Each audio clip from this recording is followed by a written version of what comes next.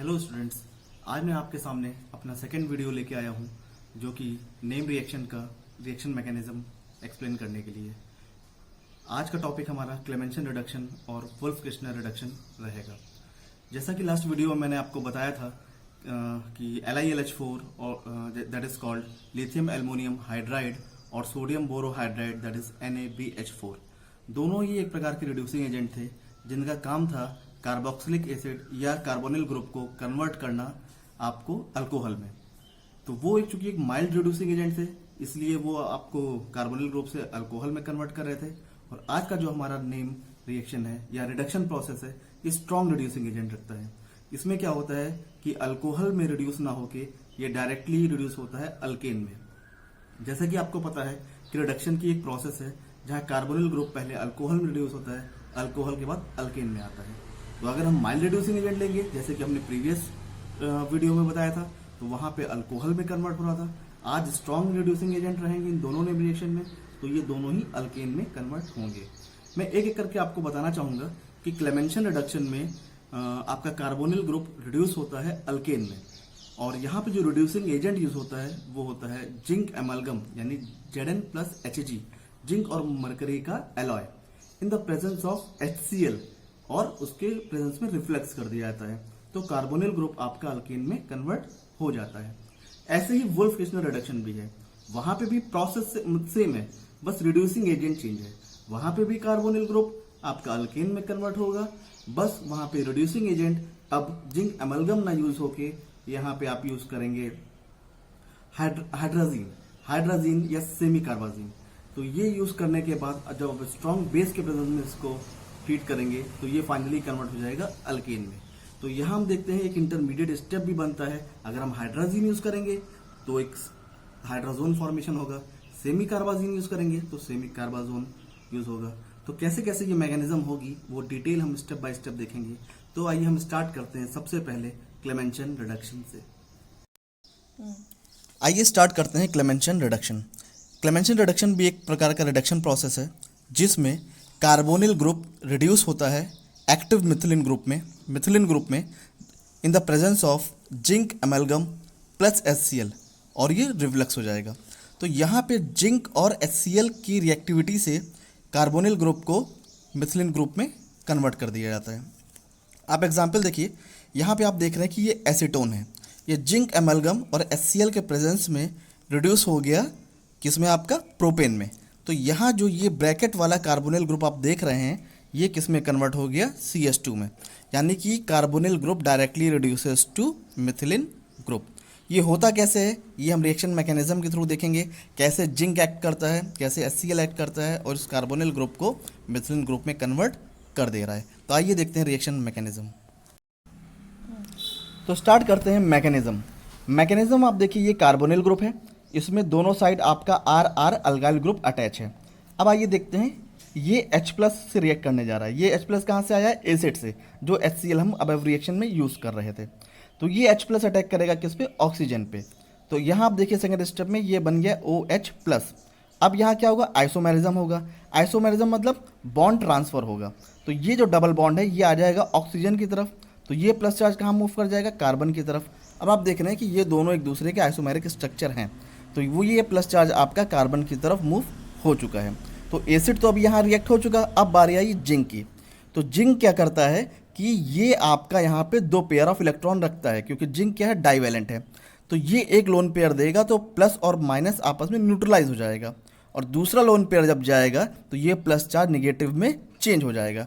तो आप नीचे देखिए कि जो ऊपर प्लस कार्बन के ऊपर प्लस था वो अब कार्बन के ऊपर माइनस आ गया, और जिंक चूंकि 2 लोन पेयर ऑफ इलेक्ट्रॉन दे चुका है तो ये जिंक आयन बन के बाहर निकल जाएगा। तो अब उसी कार्बन पे आप प्लस की जगह माइनस आ चुका है। ये माइनस फिर एसिड से रिएक्ट करेगा, तो फिर एसिड से रिएक्ट करने के बाद इसका 1 मोल एसिड इसके माइनस चार्ज को न्यूट्रलाइज करेगा, और दूसरा मोल ऑफ एसिड क्या करेगा, इस कार्बन के ऊपर अटैच हो जाएगा। तो ये आप देख रहे हैं कि ये H+ आयन एक इस कार्बन के ऊपर अटैच हो गया, और दूसरा जो H+ आयन है वो OH के पास जाके अटैच कर गया।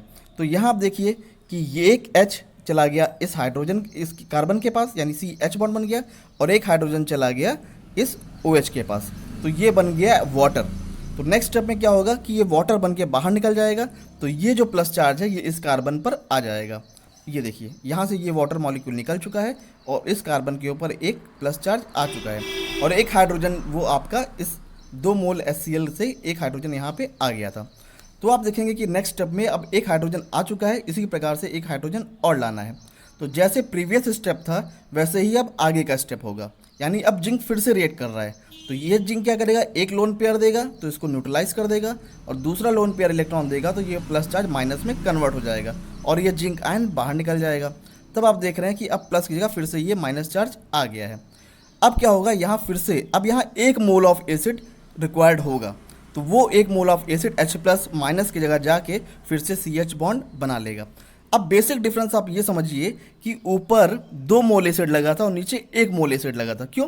क्योंकि यहाँ पे एक हाइड्रोजन जोड़ना था और एक हाइड्रोजन OH से निकल के in the form of water बाहर निकलना था, तो ये यहाँ पे 2 मोल रिक्वायर्ड हुआ था।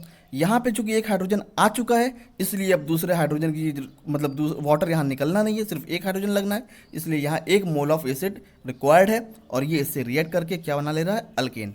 तो फाइनली आप देख सकते हैं कि ये कार्बोनिल ग्रुप रिड्यूस हो चुका है अल्केन में in the presence of zinc and acid. तो आइए स्टार्ट करते हैं वुल्फ किर्चनर रिडक्शन। जैसा कि आपने क्लेमेंसन रिडक्शन में देखा था कि कार्बोनिल ग्रुप कन्वर्ट हो रहा था मिथिलिन ग्रुप में, वैसे आप यहाँ पे भी देखिए कि कार्बोनिल ग्रुप कन्वर्ट हो रहा है मिथिलिन ग्रुप में, लेकिन यहाँ जिंक अमेल्गम और HCl नहीं है। यहाँ पे क्या यूज़ हो रहा है, हाइड्राजीन।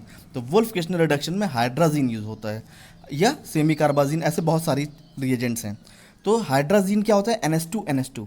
तो NH2 का ये H2 पार्ट और कार्बोनिल ग्रुप का ऑक्सीजन, ये वाटर बन के बाहर निकलेगा तो दैट विल फॉर्म हाइड्राजोन, यानी C double bond N NH2।